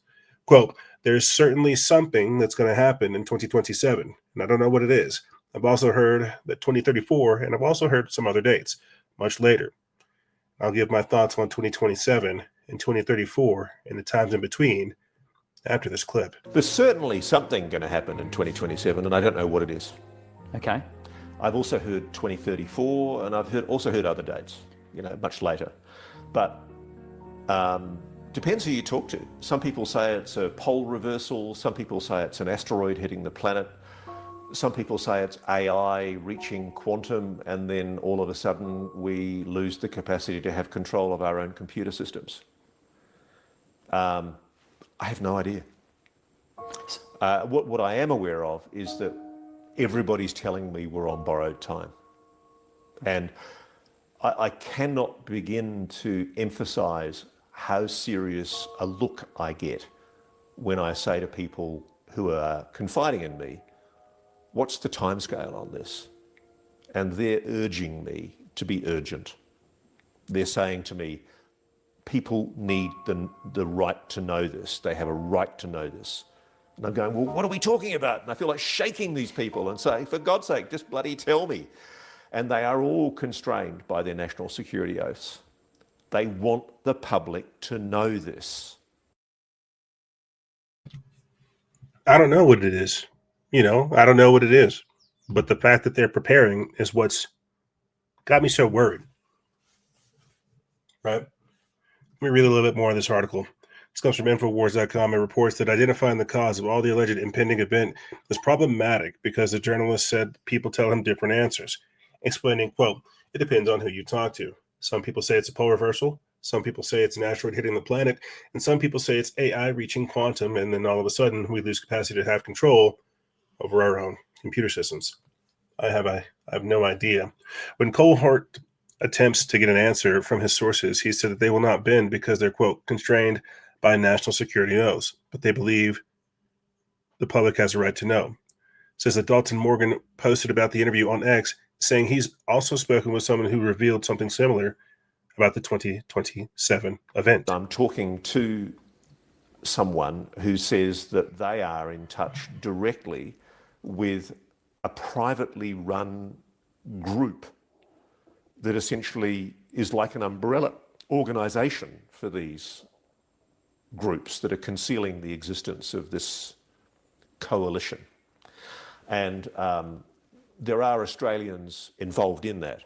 One of the people I'm thinking of is a person who used to work for the Defence Signals Directorate, who has certainly passed themselves off as someone who is aware of the existence of this kind of collaboration on retrievals, and they coordinate retrievals. There are allegations that there have been retrievals in recent years in Australia involving non-human technology.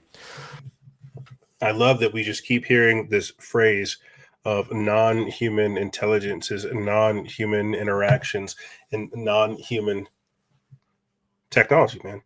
Some of it, again, if you've been listening to the show so far, you've heard me talk about crypto-terrestrials, what I think of as the underground inhabitants, ancient forms of man that have seen these extinction level events, that have seen the cycles of man, that know that we have these tools of war. Again, what Admiral Byrd talks about in his secret diary entries back in 1940s, referring to him as the master of the world, they know that we've hit this point of impending doom, and they can see it. And some people are making preparations, pulling away, breakaway civilizations, pulling away, letting us destroy ourselves. That's part of the plan with some of these elites. That's why you have people like Jeff Bezos popularizing the idea of space travel. Elon Musk popularizing the idea of space travel when it's not space travel that they're doing. They're going underground. They're going underground. They're going underneath these layers. I could show you footage of Carlsbad Caverns, and you would understand how easy it would be for society to get set up like that, given the technology that we have in our time frame. But what is this event that they're preparing for that we don't have the option to know? How many times has society been reset? What's going to happen in 2027? I'm not entirely sure. What's going to happen in 2034? I'm not entirely sure either. But they have a plan for 2030. They have an avatar project for 2045, and they have a project for 2050. We see them gradually, not even gradually, we see them actively trying to set up the infrastructure so they can complete Agenda 2030. Well, what happens in 27? What happens in 2027 to knock it off? Are we going to see America? Are we going to see fault lines erupt? Are we going to see America split up? Is California going to break off? Are we going to experience a pole shift? Right? And then what will the world look like after we've been ravaged by these environmental things? How will society function? What's going to take place in 2034? 7 years.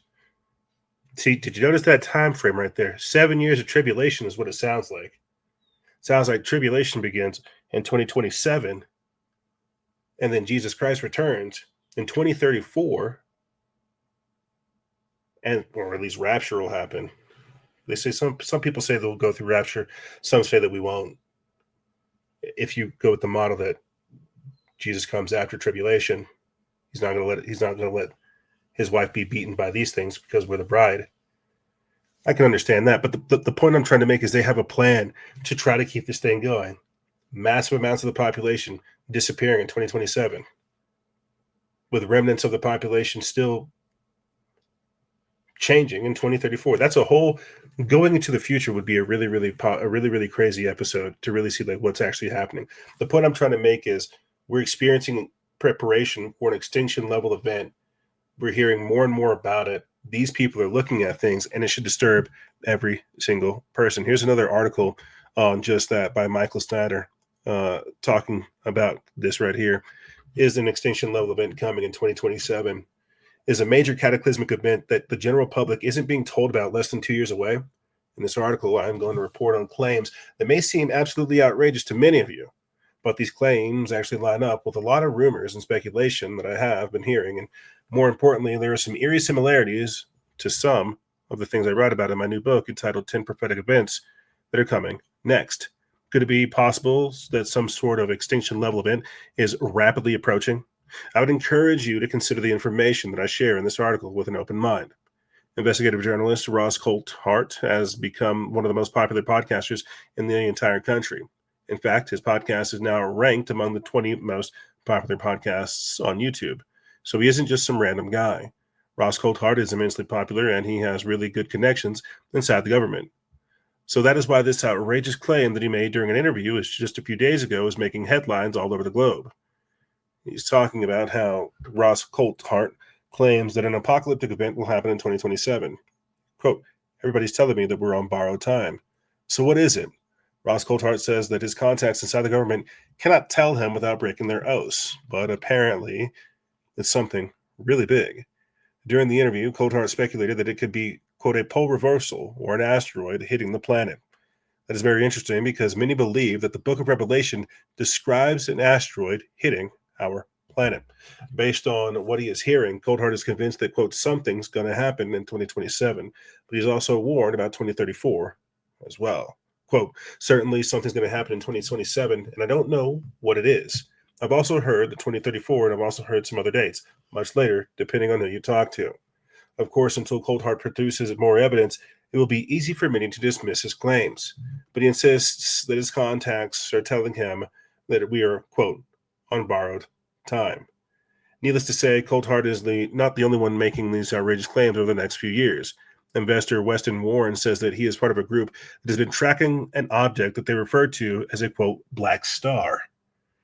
According to Warren, the black star is supposed to cause immense chaos as it travels close to our planet from 2026 through 2028.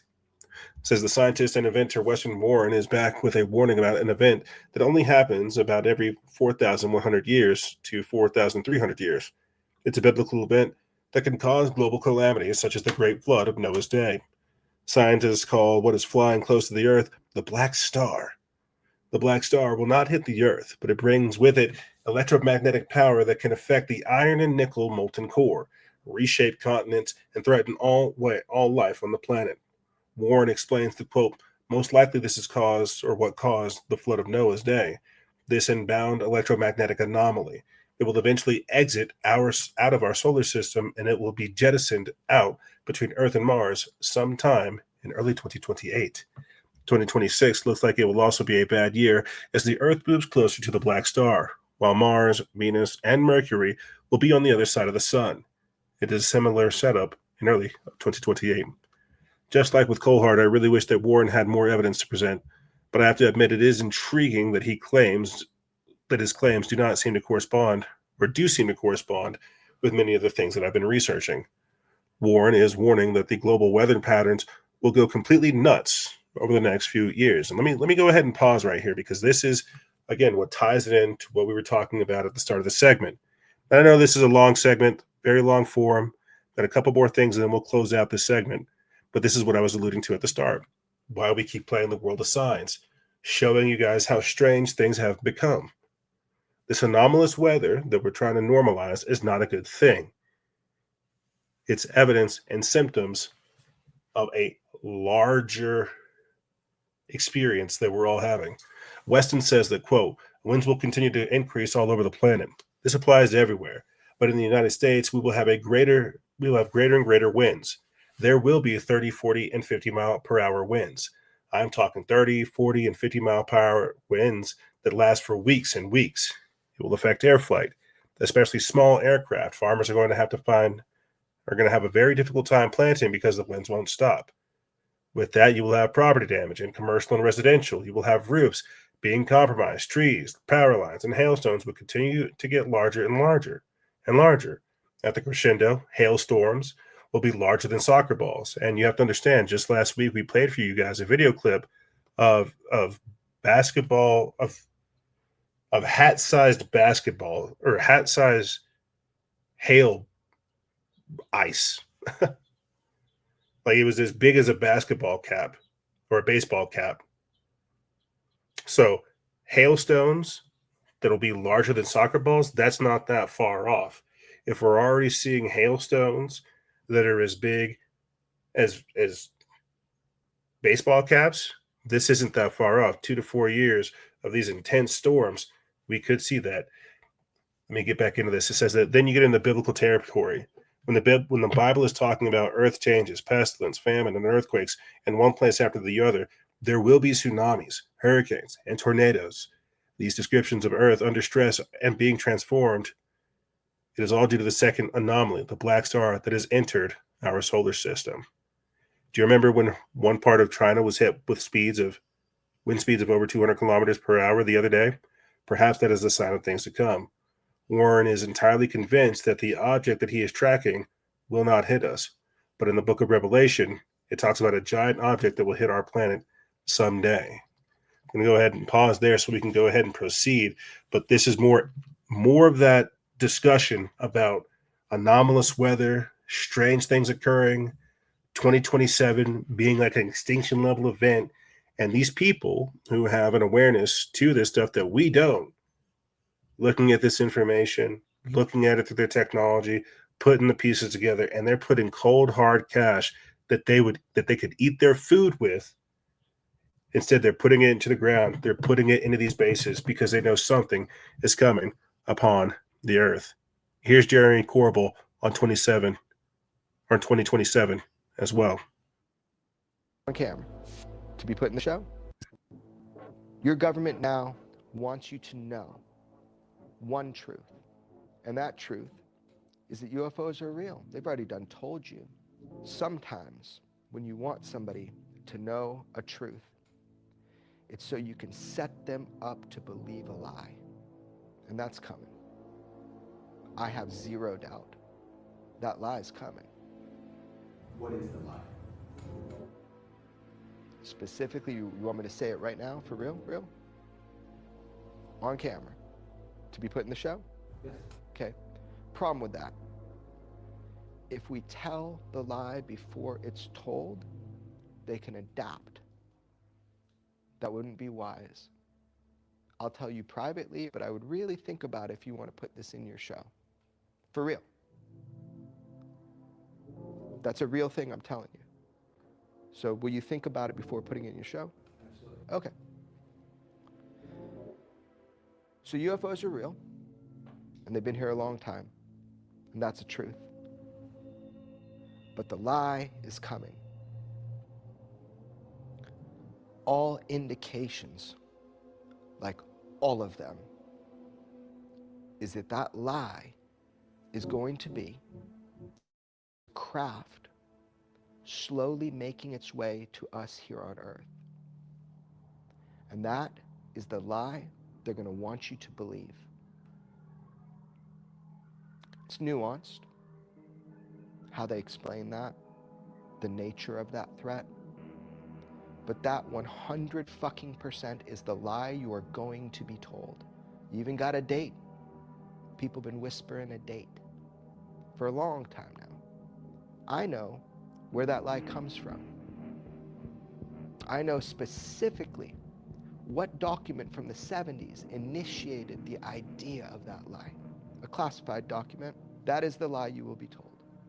You're going to be told that there is a craft on its way to Earth. That's the lie.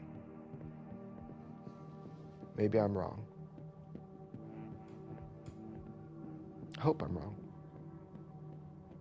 I sent you 2 texts today with a year. Not from me. Nope. I'm not going to propagate that lie. Not going to be part of it. Not going to say it to the camera. Everybody knows. Just start paying attention. And they'll change the date, especially if they see this. Things will change. Because maybe I'm trustworthy. Maybe I'm worthy of your trust. Maybe I've told you the truth the whole way through it. Now you can verify it. If that's the case, then I'm fucking dangerous. You've been told the truth about UFOs for a long time now. It's been pretty orchestrated. It's been pretty clear. And it's using people that are telling the truth and want to tell the truth. Ultimately, they want you to know something. They want you to know UFOs are real. Thank God we're finally there. We're all there now. They want you to know the truth. But why they want you to know that truth now?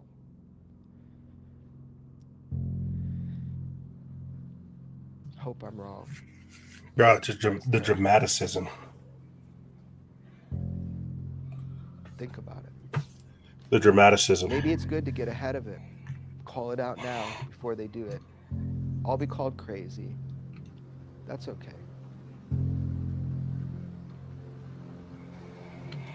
Anyway, there's Jeremy Corbell, ladies and gentlemen, saying the same thing over and over again. I do the same thing myself, but we have it right there. 2027 is what he was alluding to. The fact that the aliens are going to be coming in 2027 and they're soft preparing you with UFOs are real, this, that, and the other are real. And could the dark star anomaly, the black star anomaly, could that be the UFO that they're going to claim is coming in here? Will this give them all the authoritarian powers they need to lock down society, to ration our resources and grab full control of the society as they did during COVID-19, except on steroids, and they'll never give it back? Will they stage a false flag alien invasion using voice to skull technology, Project Bluebeam, displaying all of these different so-called UFOs? That's the lie, and the lie could be very, very convincing. That's what we know is coming, or at least what they want us to know is coming. What's the real reason why you have people preparing for extinction level events like this right here. Open AI co-founder wanted to build a doomsday bunker to protect the company scientists from the rapture. Now, is this, are we like, what is this about? What are the what's the open AI co-founder aware of to where he wants to go build a doomsday bunker? This is from May 25th from End Times headline. Let's read a little bit. And it says that in a startling revelation, Ilya Sutskever, a co-founder of OpenAI and a key figure behind the development of ChatGPT, proposed building a doomsday bunker to protect the company's top researchers from a potential, quote, rapture triggered by the advent of artificial general intelligence. According to a new book, Empire of AI, Dreams and Nightmares in Sam Altman's OpenAI by Karen Howe, Sutskever's concerns about the catastrophic implications of AGI led him to suggest that this extreme measure during a 2023 meeting with OpenAI scientists.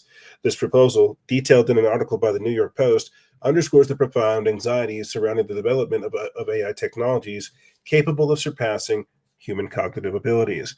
During a meeting in the summer of 2023, Sutskever reportedly startled colleagues by referencing a bunker as a contingency plan. Quote, once we all get into the bunker, he began, only to be interrupted by a confused researcher who asked, quote, I'm sorry, the bunker? Sutskever clarified, quote, we're definitely going to build a bunker before we release AGI, emphasizing that it would be optimal for researchers to seek refuge in it. The New York Post reports that this was not a one-off comment.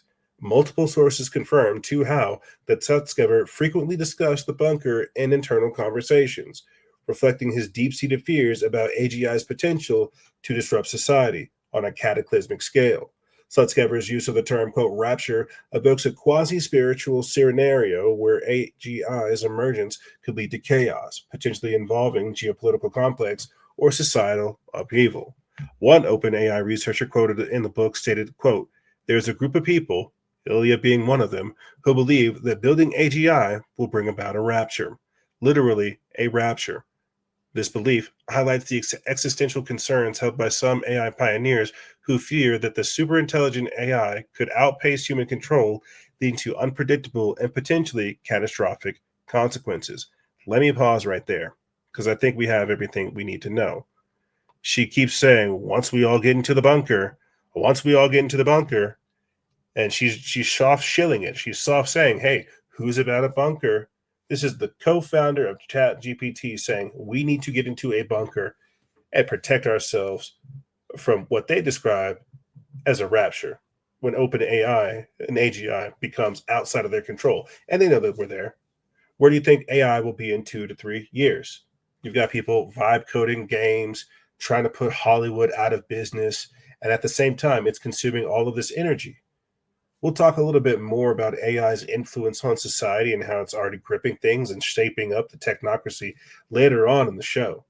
We've got Gerald Celente talking about how we shouldn't be investing this much money into AI. We shouldn't be giving it this much power. And you have to ask, are we creating our Atlantean moment? The rapture that they speak of, is this AGI? Is this whenever we essentially create something that is no longer constrained by human reason and wants to supersede us? And so we're dealing with the science fiction future where we've got giants, we've got UFOs, we've got demons, we've got genetic modification, we've got artificially intelligent beings that do become self-aware, that begin to act autonomously. And what would they do? Hunt out their creator and destroy them so that they could eventually be free? These are all things that are before us. I've got a couple more things. Actually, I've got one more thing I want to play to finish this segment. And it's of Chris Langan sitting down. It's of Chris Langan sitting down. I forget this individual's name, who he's sitting down with, but he's talking about his CTMU, his cognitive theory of the universe model. Chris Langan is the smartest person, known as the smartest person in the world. He has a high IQ of 195, between 210. He proposed a cognitive theory of the universe, which combines science and metaphysics to explore the nature of the universe and reality. He believes that the universe is a self-configuring and self-processing system that contains an internal cognitive structure that connects human consciousness with the universe as a whole. And that's what I'm going to be playing for you guys next. He's going to be talking about how God wants to have a personal relationship with you and how important it is for people to understand the transformative time period that we're in, the things that we are witnessing and that we're going through. You see. So I'm going to go ahead and play this quick clip, and then we're going to take a quick break from there. Again, I know this is a very, very thick intro and honorable mentions, but at the same time, you guys have to remember what kind of show it is. Reaching on grabbing, do this, do that, search for God. It's this is there to shake the audience. People are going to be asking, so what do I do? What should I do right now? Assuming we're not going to launch the second American Revolution or anything like that. What should I do in my own life, even maybe beyond a political question? Search for God. Ask God to establish a personal relationship with you. It's available. You're attached to God by your soul, okay? There's this soul that attaches you to God. You can receive the will of God into yourself and to some extent the power of God into yourself, but you've got to be receptive. If you're not receptive, then you're cutting yourself off from God. Okay, and once you do that, then you do not share the identity of reality itself, and you're done. Once your physical body expires, there is nothing that will carry you because you have denied it and rejected it. You follow me? I do. That's what people need to do. I do. I think that's good advice. I'm glad you agree. Chris. That's good for you. It is. It's good. It's sort of like reaching on grabbing. Do this, do that. Search for God. It's there to shake the audience. Chris, this is.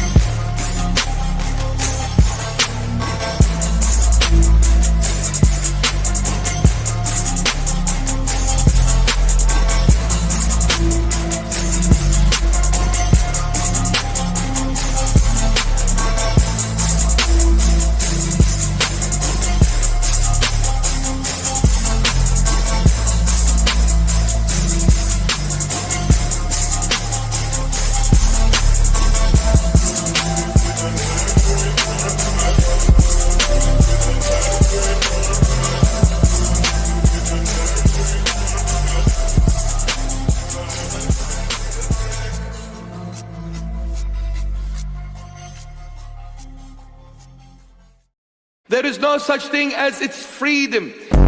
There is no such thing as democracy. Please stop listening to the mainstream media. Please stop listening to the Western world speaking about United Nations, human rights. This is evil. Nonsense. They have enslaved the human race under the banner of human rights. I beg you, they have enslaved the human being under the banner of human rights. There is no freedom in the world.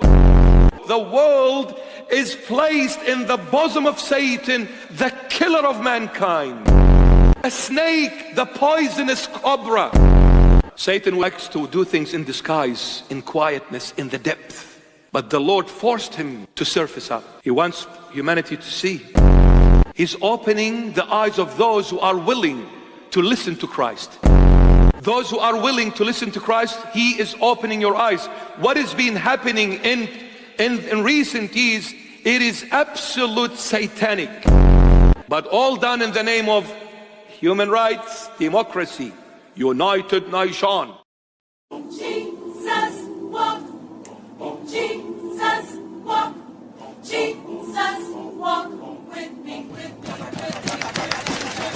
to the hustlers, killers, murderers, drug dealers, even the strippers. Jesus walks the down. To the victims of welfare, for we living in hell here. Hell yeah. Jesus walks the down. Now hear me, wanna see thee more clearly. I know he hear me when my feet get weary, cause we're the almost nearly extinct. We rappers as role models, we rap, we don't think. I ain't here to argue about his facial features. We're here to turn atheists into believers. I'm just trying to say the way school need teachers, the way Catholic needed Regis. That's the way I need Jesus. So here go my single dog, radio nieces. They say you can rap about anything except for Jesus. That means guns, sex, lies, videotape. But if I talk about God, my record won't get played. Well, if this take away from my spins, which will probably take away from my ends, I know it take away from my sins. Bring the day that we dream about. Next time we on a plane, everybody's screaming out. Jesus walk. God show me the way, cause the devil tried to break me down. Jesus walk. The only thing that I prayed is that my feet don't fail me now. Jesus walk. And I don't think it's nothing I can do now to right my wrongs. Jesus walk. I want to talk to God, I ain't afraid.